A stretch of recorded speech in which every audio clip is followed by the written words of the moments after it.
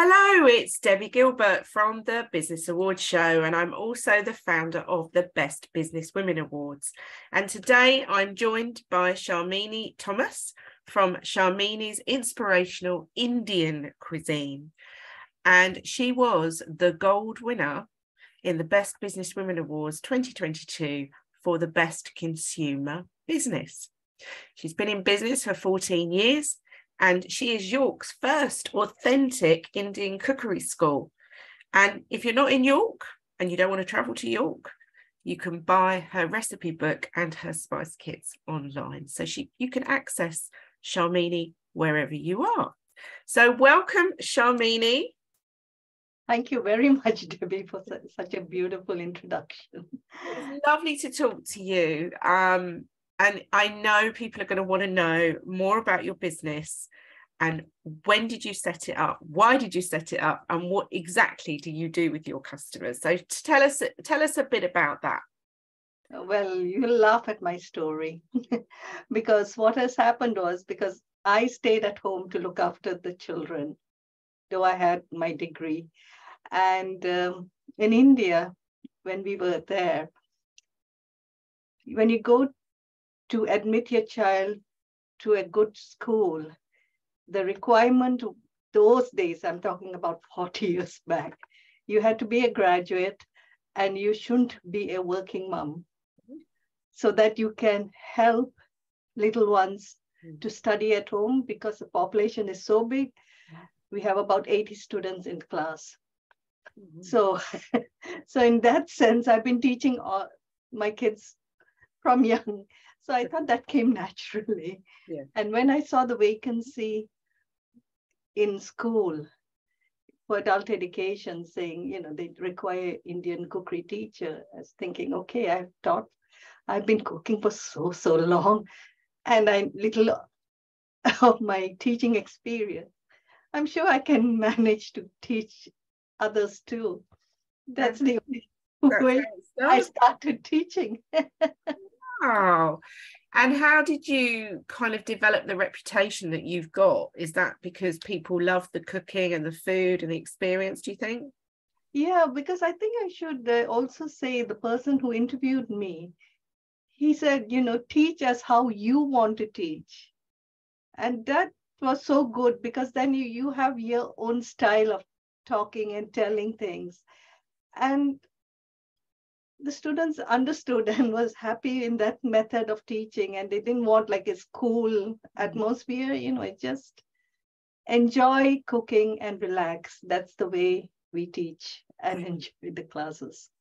So let's talk a bit about your recipes. Are these handed down from previous generations, or are they things that you've created, or a bit of both? I think it's mainly what is passed down. And of course, when I went to different cultures, you learn different things. And India is such a big country. You get so many recipes and what you like to eat. You will also start teaching those. But all the hints and tips was handed down. And I would say that my mom is a really good cook. And she used to say, once you get married, you'll be starting to cook. So why worry? And my mother-in-law is also a very good cook, and she taught me a lot. And actually, the spices that, as you have mentioned, my garam masala was handed down by her. Oh, wow, amazing. So if people book on one of your cookery classes, what can they expect? How does it work? What's the format? So I have my classes advertised on my website. And people just book onto it. And we do send out information saying what you're going to learn that day. And, and that's the main thing. They come, and I always say the most important thing for cooking is having the right spices and also understanding how to cook an Indian meal, because you have so many layering processes and you use all your 5 senses, especially smell. So you should know when you put in your onions, the raw smell, once it disappears, it turns golden brown. Then you put in the next ingredients. So it's a little process, but once you get it, you mastered Indian cooking. You can read any recipe book and you know what to do. So do you demonstrate, or is it that they're actually physically cooking at the event? First, I'll demonstrate, and then they'll do the cooking. First, I'll give actually the talk on spices so that they become familiar with the different spices around. And that is a big eye-opener because people can see them in the raw sense too, because I have certain products like maize and nutmeg, which is covered with maize and, in the natural form. So, yeah, so they do enjoy it. They get to eat it at the end. Yeah, because if it is a full day class, during the lunch break, they'll have some food to eat, and the remaining in the afternoon, whatever they cook, they take it home.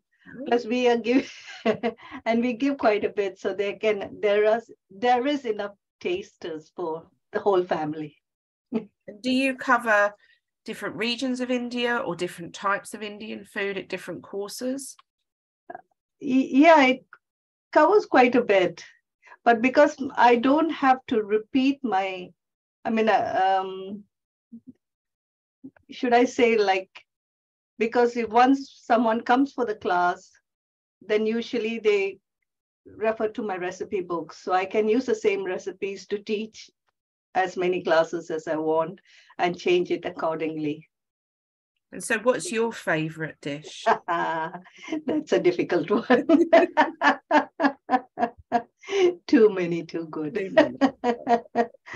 Yeah, it's nice because I think the end of the day, you get the confidence of cooking an Indian meal. That's the most important, isn't it? Definitely. Yeah. So awards, when did that first come onto your radar? What was the thought process behind entering awards? Awards was quite interesting because the first award, someone approached me, and it was for the best Indian curry school in England. Wow. And she just said that, we have just started this category, and it is with the Asian English curry houses. So we had the competition with restaurants and all, the award winners for all the different boards categories. And then the cookery school was the first one they had introduced that year. And to win it, I thought, and from York. Yes. Amazing. And when was this? Because it's against Asians who are really good cooks, isn't it? And have good cookery schools. So yeah, that was a big bonus. And then, of course, the Federation of Small Businesses to get the Sole Trader Award. When I think I'm such a small company, how did I win it in Yorkshire and Humberside? That was the FSB Awards, wasn't it? FSB Award. Yeah. Yeah. And then obviously you entered the Best Businesswomen Awards as well. Of course. So that was surprising. What's been the highlight? I found out about you?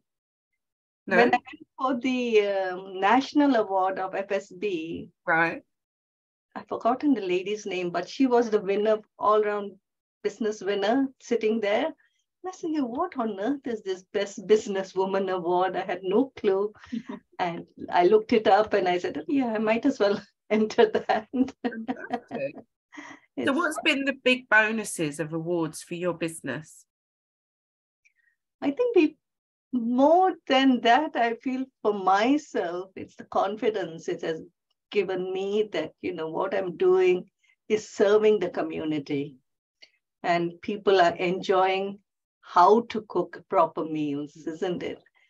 And yeah, that is the most important. And I'm trying to get it into team building through Indian cookery, because then it's like people get a skill, lifelong skill, plus you learn a different culture, how they cook, in fact, next week I'm doing one for a team, which is very interesting because they have a business in Kerala. And they want people from here to experience how people eat in Kerala. So I'm going to teach that regional food.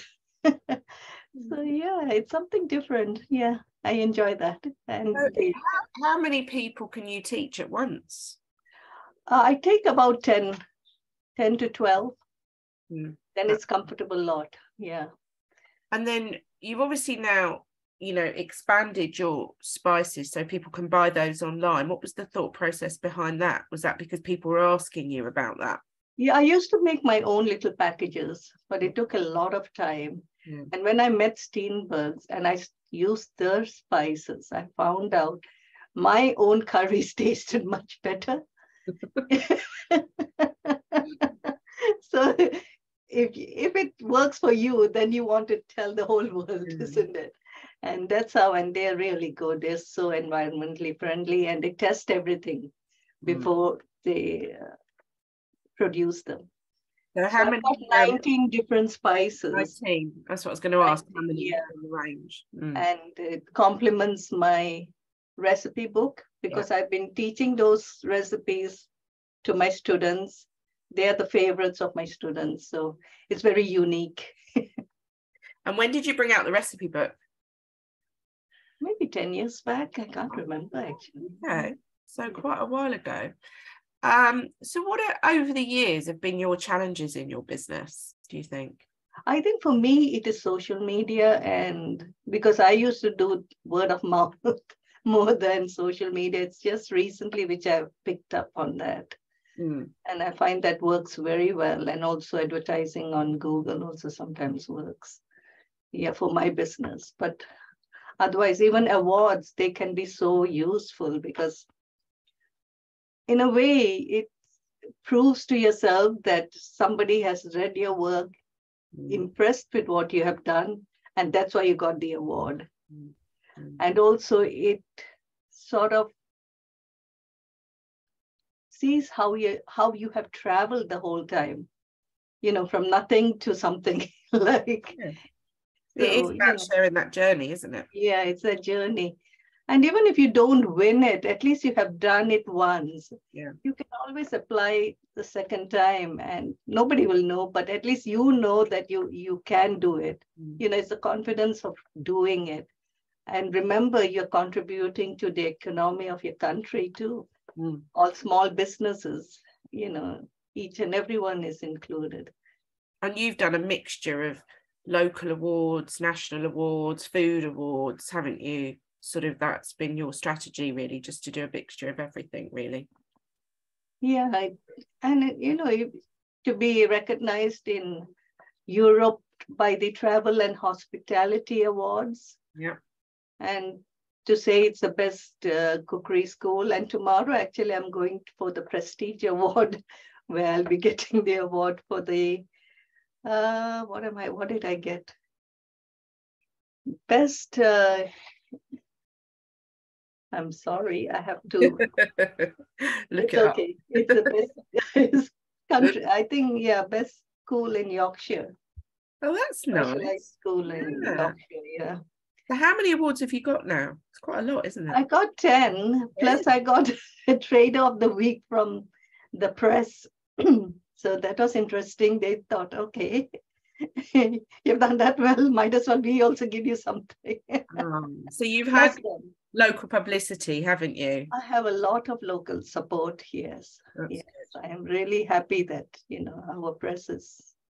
And do you think that has brought new customers to your door?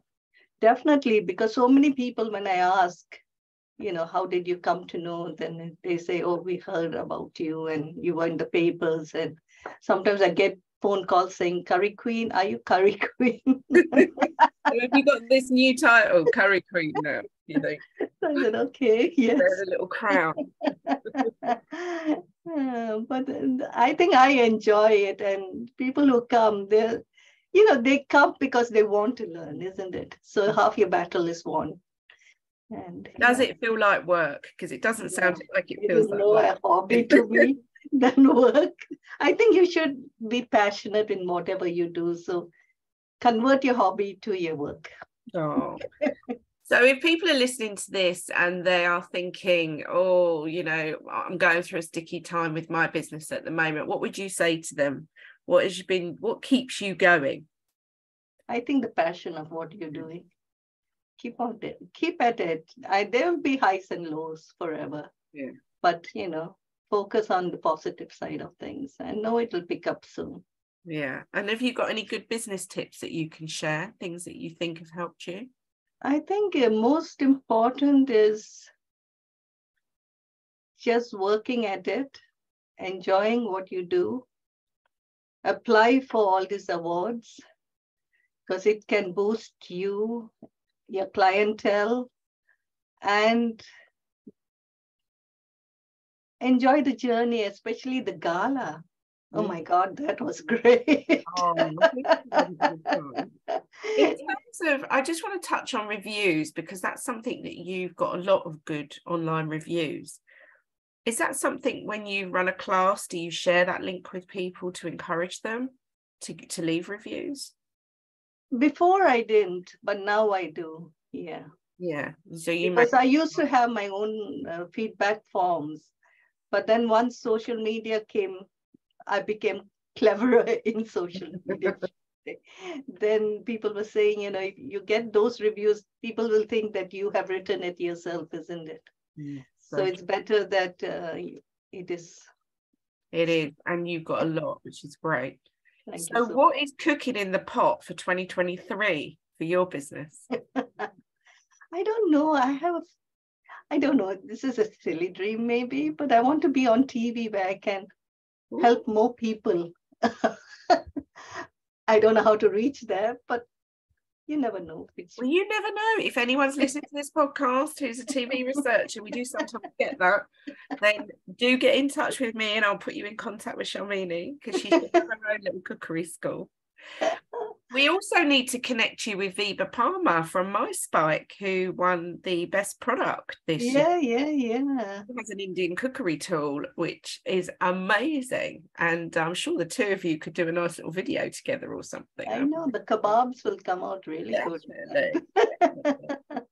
Oh, it's been really lovely chatting to you. Your enthusiasm for your business is infectious. I wish I lived nearer to York because I would definitely come up to your cookery school because it sounds amazing. In fact, I might even make the trip next year and have a lovely weekend in York because I love York. It's amazing. Oh, please do come and let me know in advance. I would love to. And I do cook Indian food, but I'm sure I'm probably doing it all wrong. No, Debbie, nothing goes wrong. No, but you know what I mean. I'm sure it could be improved. I'm sure it could be improved with your guidance. So thank you for joining me today. If you've been listening to the podcast, we will put Sharmini's details into the show notes. If you're watching on YouTube, all the details will be in the comments. So you can get in touch with her and go and enjoy a lovely day cooking amazing Indian food. And if it's too far, as I said at the beginning, you can hop onto the website, buy the spice mixes and the recipe books and have a go yourself at home. So thank you, Sharmini. Wish you luck. Thank you so much. Thank you so much, Debbie. It was really good. Thank you.